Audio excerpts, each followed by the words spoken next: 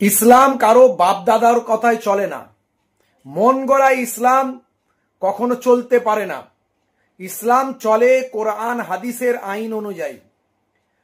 আজকে দেখলাম কত জায়গায় লাঠি খেলা হলো, ডিজে বাজানো হলো, গা দিয়ে রক্তাক্ত করা হলো, শরীরকে রক্তাক্ত করা হলো, খালি গায়ে ড্যান্স করা হলো, নাচা হলো, বিভিন্ন রকমের ডিজাইন দেখানো হলো। কোথায় সেই গোল করে বেরি করে তার ভিতর দিয়ে গলে যাচ্ছে দেখানো হলো। আবার কেউ কেউ আজকে আবার মিষ্টি বিলি করলো।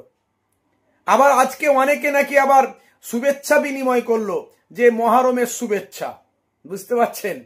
আবার দেখলাম ওই তাজিয়া বের করেছিল, সেই তাজিয়ার ওপরটা ঠেকে গিয়ে হাই টেনশনে মানে তারেতে ঠেকে গিয়ে 50 জন আহত, একজন মারাও গেল। এটা কি ইসলাম চলছে? এর নাম ইসলাম? এই অস্ত্র নিয়ে মিছিল কোথায় পেয়েছেন?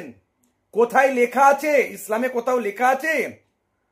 সূরা তাওবায় বলা হচ্ছে, সূরা তাওবার ভিতরে কি বলা হচ্ছে? ফালা তাজলিমু ফিহিন্না আনফুসাকুম, তোমরা তোমাদের নিজেদের উপরে জুলুম করো না।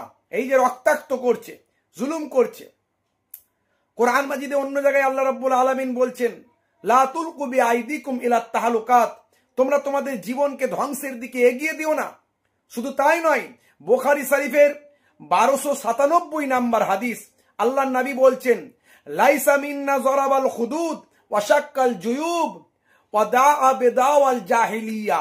আল্লাহর নবী বলছেন, তোমরা যারা নিজেদের গায়েতে, শরীরে, মুখে চপেট আঘাত করে, চাবড়ায় আঘাত করে, এবং যারা নিজেদের শোকেতে নিজেদের জামা ছিঁড়ে ফেলে, এবং যারা জাহেলি যুগের মতো যারা চিৎকার করে, হাই হুতাশ করে চিৎকার করে, আল্লাহর নবী বলছেন এরা আমার দলভুক্ত নয়।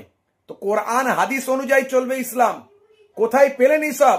ছড়িয়ে দেওয়া, ওই দিনে দান করা, সদকা করা, ওই দিনে গরিবদের সেবা করা, বেশি বেশি ইবাদত করা, নামাজ পড়া, রোজা রাখা, তাদের আদর্শকে মানুষের কাছে পৌঁছে দেওয়া।